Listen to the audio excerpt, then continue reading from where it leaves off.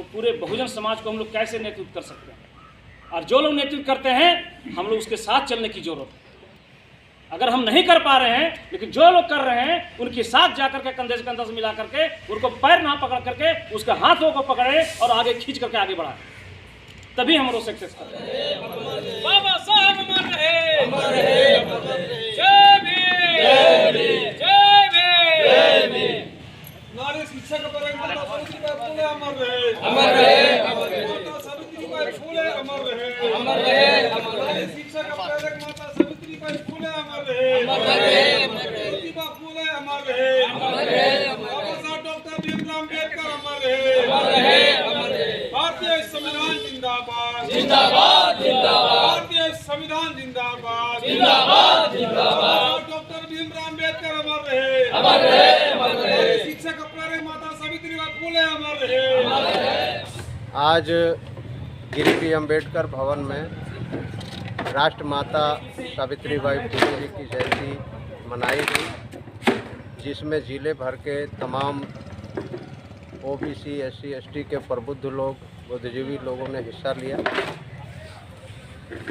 आज से देश आज़ादी के पहले भारत की जो मनुवादी व्यवस्था के अंदर अछूतों को, शूद्रों को और नारियों को पढ़ने लिखने पर बिल्कुल पाबंदी लगाई गई थी, और उस व्यवस्था को चैलेंज करते हुए महात्मा ज्योतिबा फुले और माता सावित्रीबाई फुले ने अछूतों और शूद्रों के लिए स्कूल खोले, उनको आगे बढ़ने का एक मार्ग दिया, रास्ता दिया, और दुनिया की प्रथम महिला शिक्षिका कहलाई।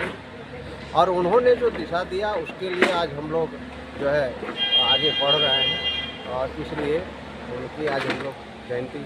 आज हम लोग अम्बेडकर भवन गिरिडीह में राष्ट्रमाता सावित्रीबाई फुले का जयंती समारोह हम लोगों ने मनाया, जिसमें एससी, एसटी, ओबीसी और माइनॉरिटी समाज के लगभग सभी संगठन के पदाधिकारियों और प्रतिनिधियों ने भाग लिया।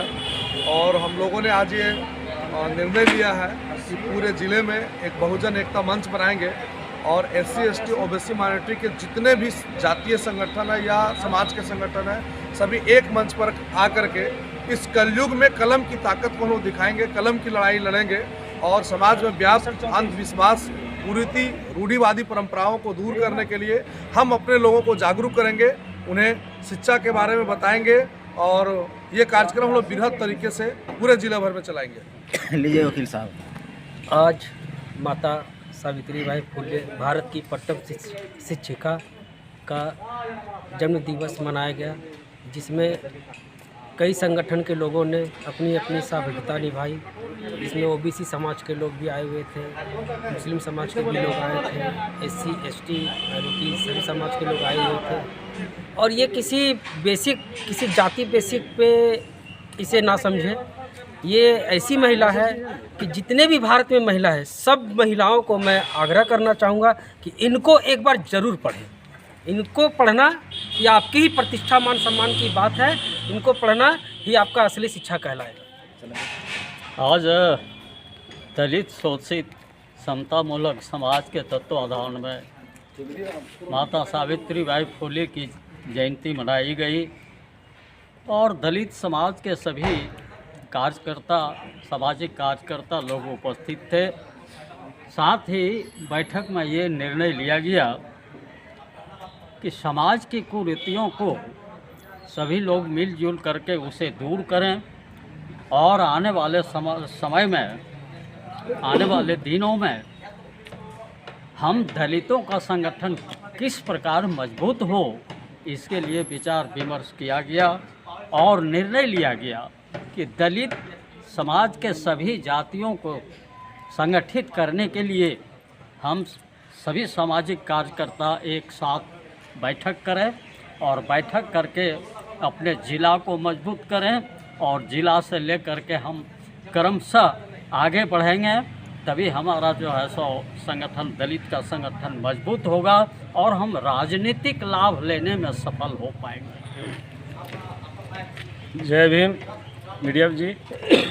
साथियों, आज हम लोग अम्बेडकर भवन में भीम आर्मी भारत एकता मिशन भीमसेना, रविदास महासभा और भीम आर्मी और समतामूलक समाज DS4 के द्वारा आज अम्बेडकर भवन में 3 जनवरी माता सावित्रीबाई फुले का जयंती हम लोग यहाँ मना रहे हैं और बड़े भव्य रूप से लोग यहाँ जुटे और हर गांव में जाकर के ये निर्णय लिया गया कि हर गांव में सावित्री माता का मतलब जयंती मनाना चाहिए और ये संकल्प यहाँ लिया गया।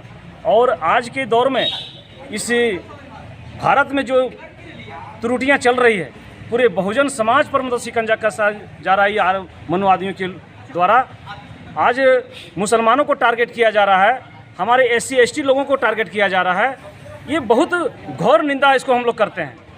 इसलिए मैं कहना चाहता हूँ कि जो माता सावित्रीबाई ने जो मुहिम चलाई थी शिक्षा का, ये पूरे हम अब समाज से मतलब कहना चाहते हैं, पूरे बहुजन समाज से लोगों से आह्वान करते हैं कि हर गांव में माताबाई सावित्री का फोटो होना चाहिए और उनकी इतिहास को जानना चाहिए। उनको शिक्षा को पढ़ करके लोगों को जागरूक होना बहुत ज़रूरी है। इन्हीं चंद शब्दों का साथ जय भीम, नमो बुद्धाय। आज अम्बेडकर भवन गिरिडीह में हम लोग शिक्षा की असली देवी और भारत के प्रथम शिक्षिका माता सावित्रीबाई फुले का जन्म जयंती पर कोटि कोटि नमन किए। और सबसे बड़ी बात रही है कि हम लोग महापुरुषों का जयंती आज तक 75 साल से उनसे पहले मनाते आ रहे हैं, लेकिन हम लोग का है सिर्फ वोटर का वोटर, शूद्र का शूद्र, पिछड़ा के पिछड़े, दलित का दलित, आदिवासी का आदिवासी, मुस्लिम का मुस्लिम। लेकिन अब हम लोग यहाँ अभी हम लोग बहुत सारे संगठन के लोग थे, जिसमें शेड्यूल कास्ट का भी संगठन था, बहुत सारे संगठन है, OBC का भी है और मुस्लिमों का भी है। और बहुत जल्द हम लोग प्रयास कर रहे हैं कि गिरिडीह जिला के अंदर जो भी आदिवासी संगठन है उनको भी हम लोग टाइप करने का प्रयास कर रहे हैं। और आज निर्णय लिया गया कि भाई देश आज़ाद होने के बावजूद भी हम लोग आज गुलाम हैं, तो सावित्रीबाई फुले के जन्म जयंती के उपलक्ष्य पर हम लोगों ने निर्णय लिया सभी संगठनों ने कि जितने भी संगठन छूटा है उसको भी टाइप करके वाकई में बहुजन समाज का निर्माण करके इस बार याद रखें 2024 में नींद उड़ाने वाले हैं हम लोग। इसी के साथ सबसे पहले माता सावित्रीबाई फुले को कोटि कोटि प्रणाम, जय भीम। और माता सावित्रीबाई फुले ने जो भी मेहनत की है समाज के लिए, महिलाओं को आगे बढ़ाने के लिए, महिला के लिए बहुत मेहनत की माता ने, और उन माता को कोटि कोटि नमन। लेकिन हर घर में सावित्री माता का जो है सो जीवनी को पढ़ाया जाना चाहिए और स्कूलों में भी इसके बारे में जानकारी देना चाहिए, जिससे बच्चे लोग जानें, सीखें और ये जानें कि नारी शक्ति क्या होती है। एक नारी ने पूरे देश की महिलाओं को जगाने का काम किया है, जो आज जिससे DSP, SP, DSP, विधायक, यहाँ तक मुख्यमंत्री और राष्ट्रपति तक बन चुकी है। और माता सावित्रीबाई फुले का ही ये देन है, जो कि एक शिक्षा का अलग उन्होंने तो जरथुरुष ने जो आज का जो आप देखते हैं जो यज्ञ होता है, जो हवन होता है अग्निकुंड में, वो सारे सिस्टम आपको जिंद अवस्था जरथुरुष का ही सारे जो बातों को जिंद अवस्था में उसके बाद के उसके चेलों ने लिखा। और पूरी दुनिया का यही सिस्टम है। मोहम्मद साहब जब गुजर गए तो उनके चेलों ने कुरान लिखा। आपका जो है जीसस क्राइस्ट जब चले गए तो उनके लोगों ने जो है बाइबल को लिखा। आपका यहूदी जब जो है ये उनका अब्राहम, यहूदी का इतिहास पढ़िएगा आप, अब्राहम से शुरू होता है, अब्राहम मूसा वगैरह वगैरह चला। तो अब्राहम को बताता है 4000 साढ़े 4000 साल पहले तो उसका जन्म हुआ और उसने भी बहुदेववाद का विरोध किया और इसके चलते उसको भी काफ़ी कठिनाइयों का सामना। तो जितने लोगों ने क्रांति किया दुनिया में, आप पूरे हिस्ट्री पढ़िए, सबको लोगों ने प्रताड़ित किया। मोहम्मद साहब को भी मक्का से भगा दिया कि अरे ये तो हम लोग को जो है अधार्मिक बना रहा है, हमको मैंने गलत दिशा में ले जा रहा है। आज हमारे लोग भी यही कहते हैं। हम लोग जब इस बात को कहते हैं ना तो गाँव में बोलता है देवी देवता के बारे में मत बोलिए, ये सब ठीक नहीं है ना। उनको लगता है कि हमको गलत दिशा में ले जाए। लेकिन जब तक ये क्रांति नहीं होगी, ये मूल जो है समस्या है। राजनीतिक क्रांति तो बाद में, पहले जब तक धार्मिक क्रांति नहीं होगी तब तक हम लोग का जो है दशा और दिशा सुधरने वाला नहीं है। तो इस तरह से बहुत सी चीज़ें हैं। इसीलिए बाबा साहब ने जो 3 मंत्र दिए उसमें पहला है शिक्षित बनो। क्यों? बाबा साहब तो इतने बड़े, पूरी दुनिया के सबसे बड़े विद्वान थे अपने समय के। उन्होंने पहला मंत्र शिक्षित बनो क्यों दिया? 3 मंत्र दिए, शिक्षित बनो, संगठित रहो, संघर्ष करो। तो ये तीसरा मंत्र जो है वो पहले क्यों नहीं बोला, या दूसरा वाला पहले क्यों नहीं बोले? शिक्षा को ही पहले क्यों बोले?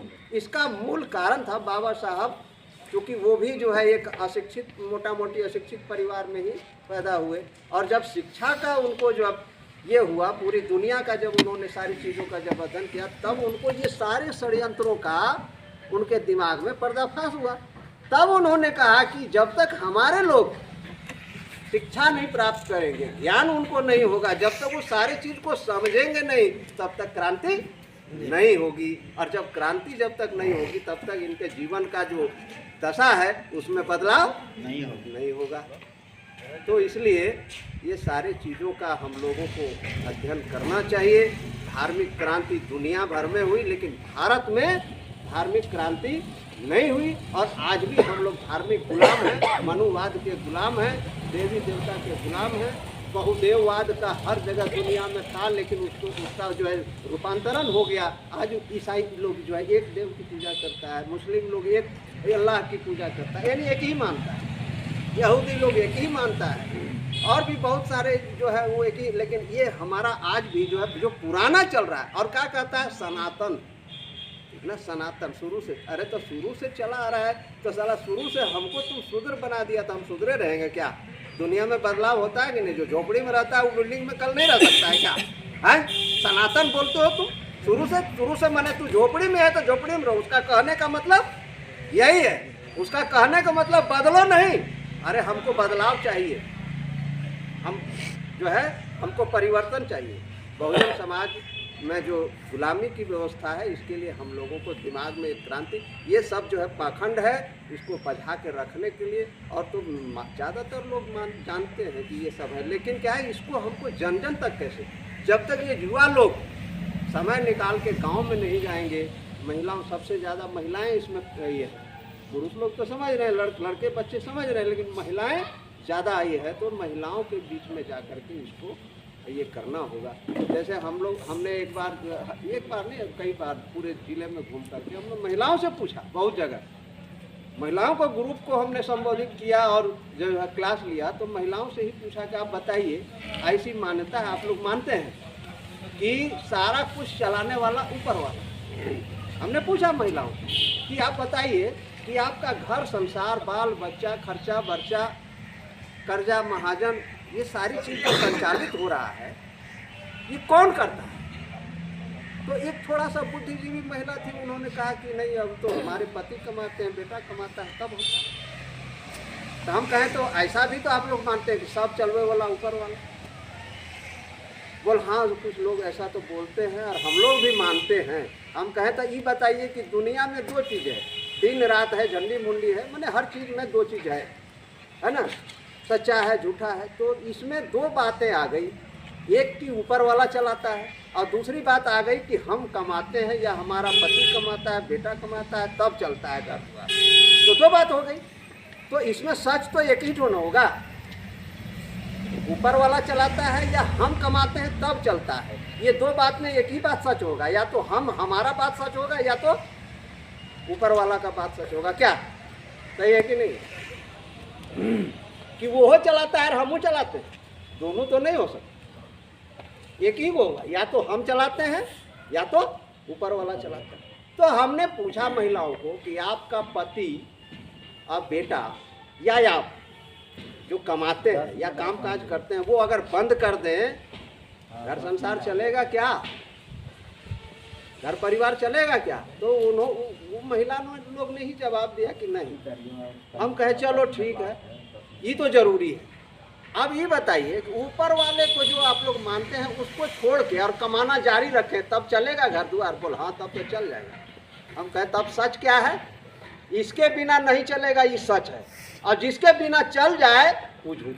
क्या ये सारी चीज़ें जो है जब तक हम लोग, और इसमें जो एक्सपेंस होता है, हम लोगों ने देखा है कि अपनी कमाई का, जिंदगी भर की कमाई का 40% आप अगर महीना का 15,000 कमा रहे हैं, 10,000 कमा रहे हैं और पूरे ज़िंदगी में आप अगर 20 लाख कमाए तो उसका 40% जोड़ लीजिए, उतना पैसा आपको धार्मिक क्रियाकलाप में आपका चला जाता है। उतना ही पैसा से आप अपने बाल बच्चों को पढ़ा लिखा करके आप जो है master, IAS, IPS, doctor, engineer बना सकते हैं। वही पैसा से, जो धर्म में आपका पैसा जा रहा है उस पैसा से आप अपने बच्चों को पढ़ा सकते हैं। लेकिन ये पैसा आप धर्म में खर्च करते हैं और आप कहते हैं कि मेरे पास जुगाड़े नहीं है कि हम बाल बच्चा कहाँ से पढ़ें। तो ये बहुत बड़ी समस्या है। ये क्रांति इस देश में होना चाहिए जिसमें हम लोग फंसे हुए हैं। ये पैसा जो फजूल खर्च करके उसको बचा करके अपने डेवलपमेंट में बाल बच्चों को पढ़ाना चाहिए। और हमारे महापुरुषों ने इसी बात को आगे बढ़ाया है, लेकिन हम लोग फॉलो नहीं कर रहे। क्या आप जानते, बाबा साहब ने इसी बात की क्रांति लाई। पेरियार ने ईश्वर से सवाल पूछा कि इस देश के भूखे नंगे लोग हैं जिसको खाने को नहीं अटता है, आप तुम जो है सो खीर पूरी मेवा मिष्ठान मांगते हो। इतने भूखे हो तुम, इतने रिश्वतखोर हो ना, ये तो रिश्वत ना है। आप जाके मांगते हैं वहाँ और कहते हैं बाबा ये कमा हो जीते तो हम इतना चढ़े पो, ये रिश्वत नहीं है तो क्या है? 15 सवाल किए, 15 सवाल किए थे। ये रिश्वत नहीं है? बताइए, ईश्वर को, अगर ईश्वर कहीं है भी तो उसको रिश्वत की जरूरत है क्या? ये तो रिश्वत है। आप जैसे ब्लॉक में काम कराने जाते हैं तो बड़ा बाबू को या वीडियो को बोलते हैं कि बड़ा बाबू हमारे इंदिरा आवास हुई थे तो मैंने 10,000 टका हम पे आ गए, ये रिश्वत है। तो उसी तरह से आप ईश्वर को भी रिश्वत दे रहे हैं कि हमारा ये काम हो जाएगा तो हम ही चढ़ा देंगे ना, तो ये रिश्वत है ना। तो इतना बड़ा घूसखोर जो होगा वो आपका भला करेगा? रिश्वतखोर लोग कभी किसी का भला किया है क्या? नहीं किया है। तो इसलिए ये सारी क्रांति होनी चाहिए, बदलाव होना चाहिए और हम लोग को मिलजुल करके गाँव जब तक हमारा पूरा जो है क्या कहते हैं माने पूरा बाहुल एरिया में हम लोग अभी चंद लोग क्रांति कर रहे हैं, वही लोग देश में इस व्यवस्था से जूझ रहे हैं और कहीं कहीं मारे भी जा रहे हैं, कहीं कहीं जो है सो प्रताड़ित भी हो रहे हैं। तो जब तक हम अपने ताकत को तैयार नहीं करेंगे तब हम लोग भी सफल नहीं हो पाएंगे। इसलिए इसको बात दिमाग में रख करके हम लोगों को अपने लोगों को तैयार करना चाहिए। इसी के साथ आज के लिए जय हिंद। स्टेट फाइनल कर लें और स्टेट पे अगर सभी बहुजन समाज के लोगों को यहाँ बैठा लें और उस दिन एक मंच बने ताकि हम अपने समाज की सुरक्षा, बहुजनों की लड़ाई को आगे बढ़ा सकें और जो समाज में अंधविश्वास है उसको दूर करें और जो जागरूकता हमें लानी है। जैसे ही बोल रहे थे भाई साहब की माँ के बारे में कोई नहीं जानता, निश्चित रूप से हम लोगों के घर में भी माँ बहन है वो भी नहीं जानती है। होता ही है कि हम जहाँ हैं वो हम घर में बता नहीं पाते हैं, पढ़ा नहीं पाते हैं। अभी हम अचानक टेंडर वर्क में थे, पता चला हाँ आना है, पहले से प्लान था, फ़ोन किया हम आ गए।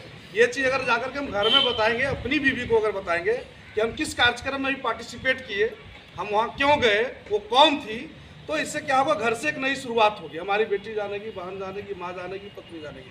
लेकिन पता नहीं हमारे लोग सोशल मीडिया में लिखने से तो डरते ही हैं। घर में जिस कार्यक्रम को करने के लिए जाते हैं उस कार्यक्रम की चर्चा सबसे पहले घर गांव में करनी चाहिए कि हम वहाँ पार्टिसिपेट क्यों करते हैं, किस लिए जाते हैं। तो हमें शुरुआत अपने घर से ही करनी चाहिए और इसके लिए निश्चित रूप से एक संगठन, मैं कहूँगा एक संगठन बने, क्योंकि बहुजनों का यहाँ 10-5 संगठन तो है गिरिडीह में, ठीक है, और हम अलग अलग तरीके से काम कर रहे हैं। अगर सब लोग एक मंच पर आ जाए तो निश्चित रूप से अब जो है ये कल युग में कलम की ताकत बढ़ी है और इन जैसे लोग, हम जैसे लोग पढ़े हैं और समझदार हुए हैं, समझे हैं चीज़ों को, मुखर होकर के बोल रहे हैं, लिख रहे हैं। तो इसकी लड़ाई एक जोरदार लड़ाई कलम की ताकत के साथ लड़नी चाहिए और वैसे नौजवानों को इसका लीड करने के लिए मंच बनाकर उनको आगे करना चाहिए। जिनके पास समय हो हम लोग उसका समर्थन करें, उनको सहयोग करें। यहाँ पर कोई दुर्द्वेष की भावना नहीं रहे और सीधा हम बहुजनों के लिए काम करें। धन्यवाद।